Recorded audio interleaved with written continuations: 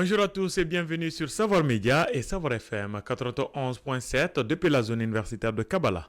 Bienvenue aux informations présentées par Jakari Djadambele. La mise en onde est assurée par Suleiman Koulibaly.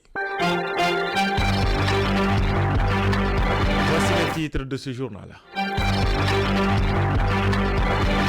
La possible candidature du colonel Assimi Goïta à l'élection présidentielle de 2024 au Mali est possible. Rencontre CMSS et l'association des militaires à la retraite, le partenariat est au beau fixe. La sécurité s'installe et le trafic reprend sur le trajet Niafunke-Tombouctou. C'est tout pour les titres de ce journal. Dans un instant, le développement complet.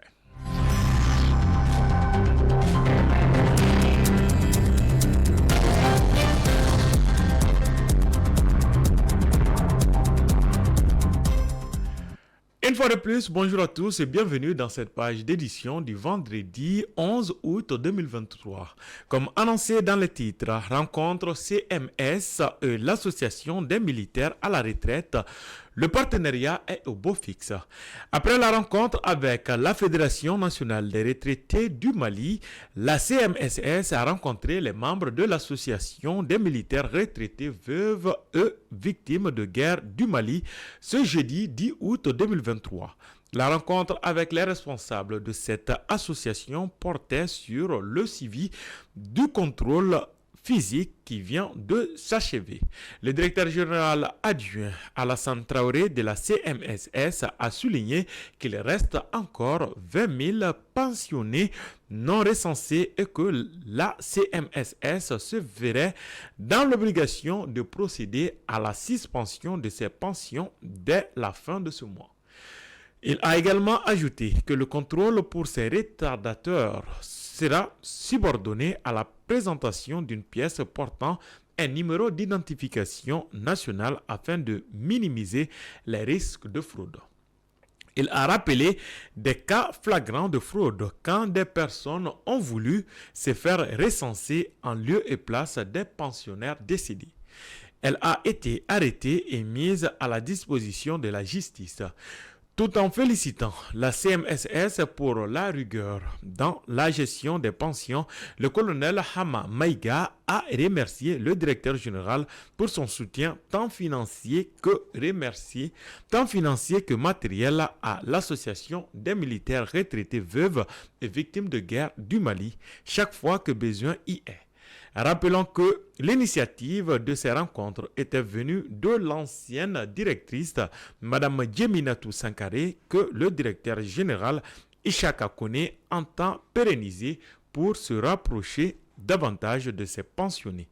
Cette importante retrouvaille avec les fêtières des retraités a pour objectif de s'enquérir de leurs préoccupations afin de mieux les prendre en charge.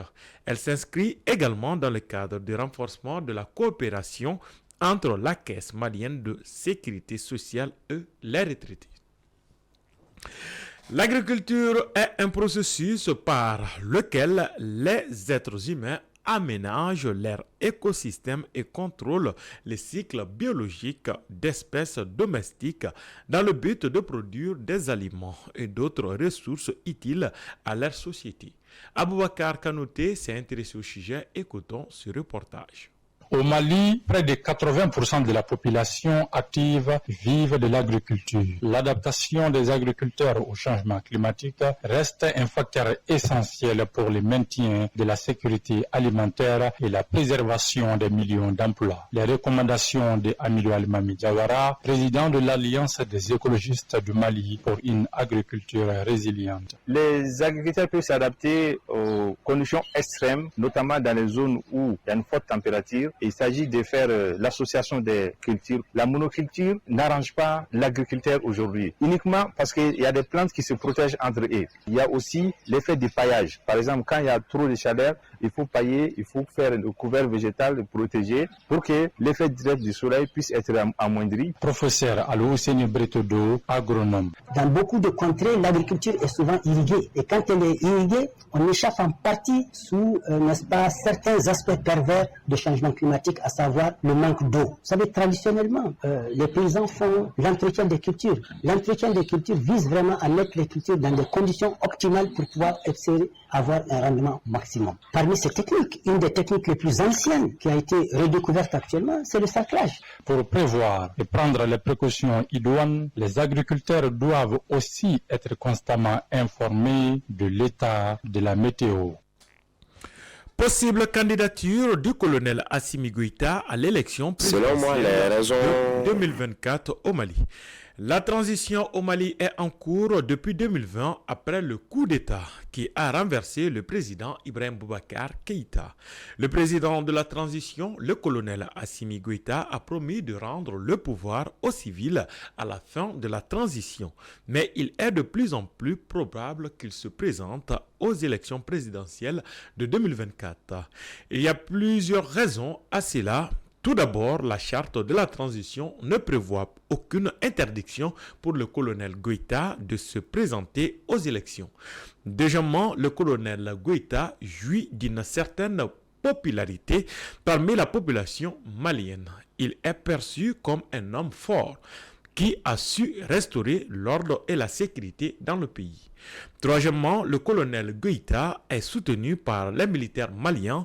Les militaires ont joué un rôle important dans le coup d'État de 2020 et ils ne sont pas prêts à abandonner le pouvoir.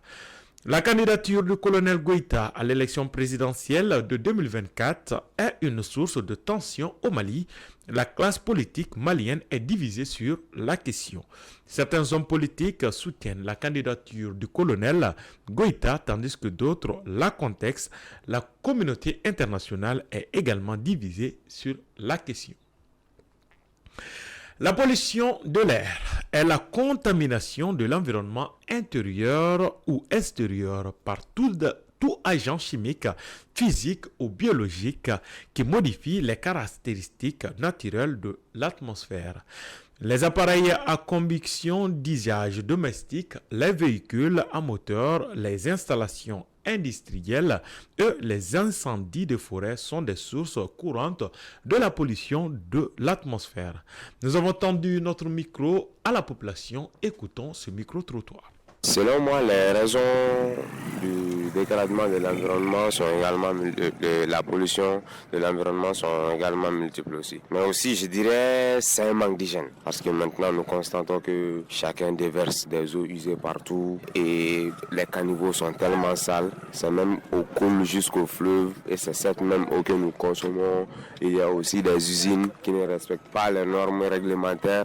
Je dirais, en gros, c'est ça en fait. Bon, les causes de la pollution, donc il y a la brûlure des ordures, vous voyez, ça peut causer qu'on appelle la pollution de l'air. La conséquence, bon, ça peut tomber les gens malades vraiment gravement, surtout les caoutchoucs.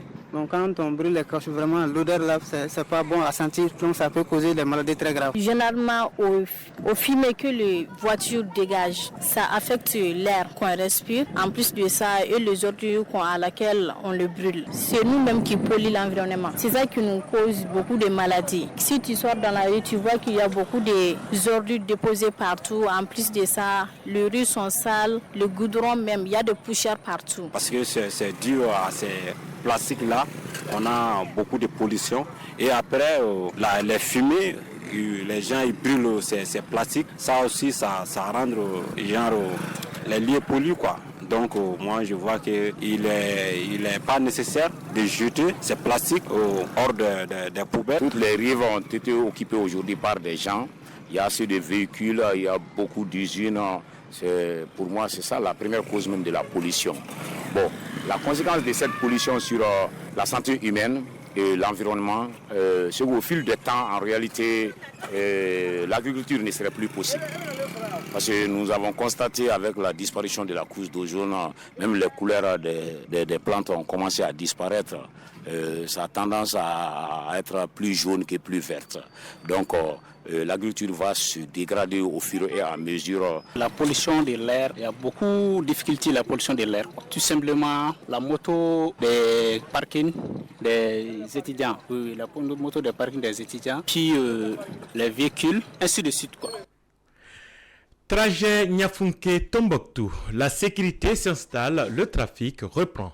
Le trafic routier a repris sur la route dépendant Niafunke et Tombouctou, grâce aux efforts des forces de défense et de sécurité qui sont à pied d'œuvre pour déminer et surveiller les routes afin de sécuriser la circulation. Les troupes effectuent régulièrement des patrouilles pour prévenir les attaques et les événements qui étaient fréquents dans la zone. Aujourd'hui, il est de nouveau possible d'effectuer le trajet Niafunke-Tombouctou en voiture, même si la fusiose persiste dans les esprits depuis l'éclatement de la crise sécuritaire et politique de 2012. Page internationale.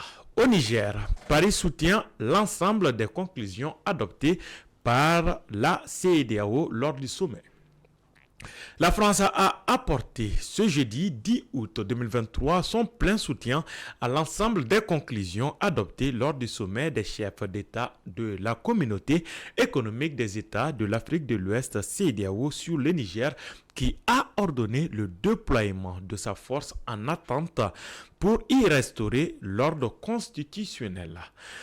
En force en attente, l'ordre constitutionnel. En outre, Paris réitère sa ferme condamnation de la tentative de putsch en cours au Niger, ainsi que de la séquestration du président Bassoum et de sa famille, ajoute le ministre français des Affaires étrangères dans un bref communiqué.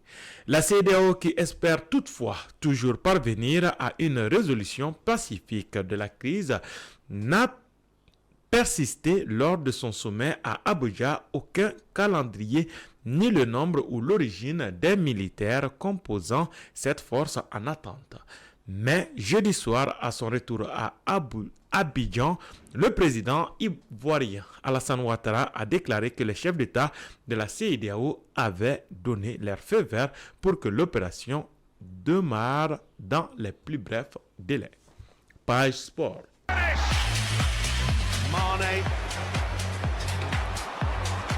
Mondial 2023 de football. Les Suédoises triomphent du Japon et filent en demi-finale.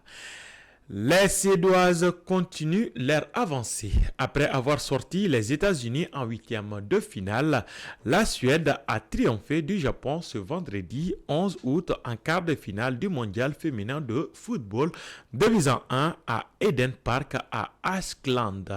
Durant le premier quart d'heure, les deux équipes mettent leur jeu en place, conservation de balles, tentative de débordement sur les côtés, tentative de percer, maîtrise technique, mais pas d'occasion franche des deux côtés malgré un pressing efficace. La raison, un solde bouclé défensif des deux côtés. Nécrologie. La presse malienne en deuil. Yaya Koulibaly dit Yaskoul a rangé son micro. Décédé ce mercredi 9 août 2023 des suites d'une longue maladie, Yaya Koulibaly dit Yaskoul repose désormais au cimetière de Niamana. Il a été conduit ce jeudi 10 août 2023 dans sa dernière demeure par une grande foule composée d'amis, parents, anciens collaborateurs, anciens élèves, défenseurs des droits de l'homme, la grande famille de la presse malienne, tout venu pour rendre un dernier hommage à Yaskoul. Nous portons notre voix, un soldat du métier, un homme de radio qui débordait d'énergie, d'enthousiasme et qui avait de l'ambition à revendre. Nous nous inclinons devant la volonté de Dieu et prions pour le repos de son âme.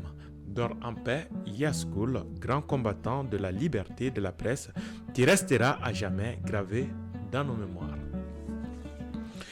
La météo, avant de boucler ce journal, il fait actuellement 27 degrés Celsius. Le maximum attendu pour le reste de la journée est de 31 degrés. Le soleil se couchera sur Bamako et ses environs à 18h55. Ceci met fin à ce journal qui vous a été présenté par Diakari Djadambele. La mise en onde était assurée par Suleiman Koulibaly. Merci à vous de l'avoir suivi et bonne suite de programme sur le groupe Savoir Média.